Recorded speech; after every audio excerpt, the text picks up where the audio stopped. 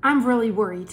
Hey everyone, we have to speak about this because according to the municipality of Pozzuoli, there is a new earthquake swarm going on.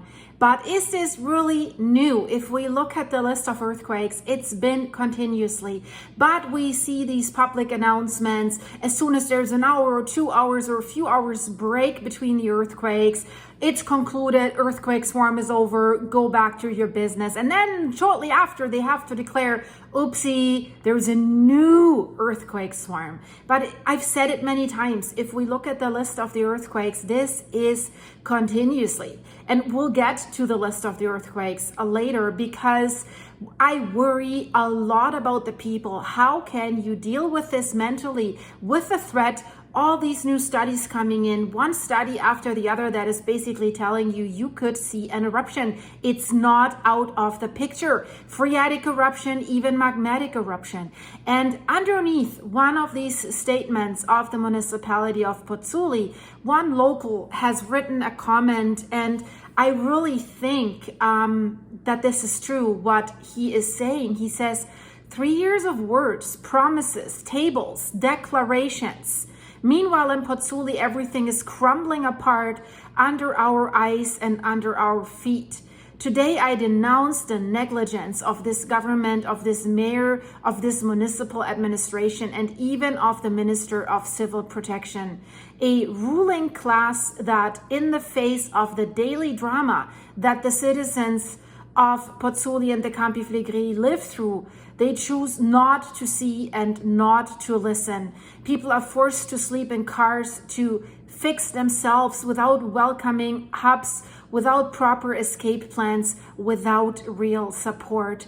The sick and elderly are abandoned. Children grow up in terror of the earthquakes, and schools are still located in the areas most exposed to the epicenters. We are facing not a sudden disaster, but a crisis announced and protracted in time, which would require an extraordinary assumption of responsibility.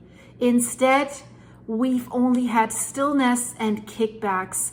If you don't have the courage to establish a special law for the Campi Flegrei, at least declare a state of emergency so that concrete answers and immediate tools can be given to the population. It's no longer the time for silence. Whoever governs has a duty to act, not to hide behind bureaucracy. This is an alarming cry for help from locals. And guys, I say it again, even the first earthquake of that new earthquake swarm that they declared at night, it was only a 1.8, but the reports on social media were strongly felt, rattling, strongly felt, long shaking. So these earthquakes, the volcano is rattling them constantly, and so many times late at night they have to worry about so many things. Is my house crumbling on top of me? Is a volcano erupting from underneath me? People are living on that super volcano because it's not like Vesuvius, a stratovolcano. It's more flattened out. It also goes into the water. And one of my viewers said, well, nobody talks about the water. I've been talking about that quite a lot, and you were right. Thanks for pointing this out again. Should there be an eruption in the water, if magma mixes with water, it's going to be very, very bad. And I've showed you in the past where the tsunami would go towards the coast of Naples. So counting on the water as an evacuation road is a risky thing as well. Okay, most of the epicenters are near the Solfatara crater, but if you look at that earthquake map, there's earthquakes in the water as well. And we know that these volcanoes, they often tell us, hold my beer, I surprise you erupting somewhere else. So the cry for help from these people that have been bothered by gas emissions, toxic volcanic gas emissions, collecting in their basements and public schools and sports centers, increased fumarole temperatures, increased earthquake swarms, increased magnitudes, increased or in this case, shortened intervals between these earthquake swarms, basically a continuous rattle. It was horrible in February with 4.6, last year 4.4. It's been crazy. Scientists are calling for evacuations. They're begging, please evacuate the red zone. Please at least start, and even if you do it slowly, try to move people to other areas.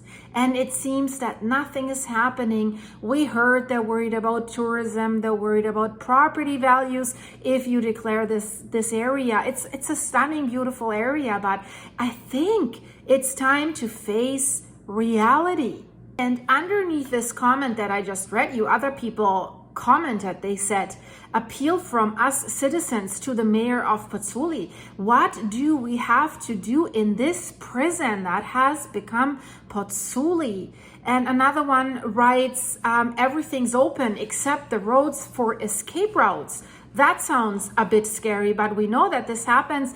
The Via di Napoli was closed when there was a magnitude 4.4 or even 4.6 earthquake. So the director of the INGV, of the Vesuvius Observatory, was coming into the office very, very late because that road was closed for construction. And that's the main artery where they want to escape. Every road, every escape route from down the coast from Pozzuoli leads to the Tangenziale di Napoli. And I said it again, look at these columns. This will all collapse. They're not seismically upgraded. They say it takes at least until 2027.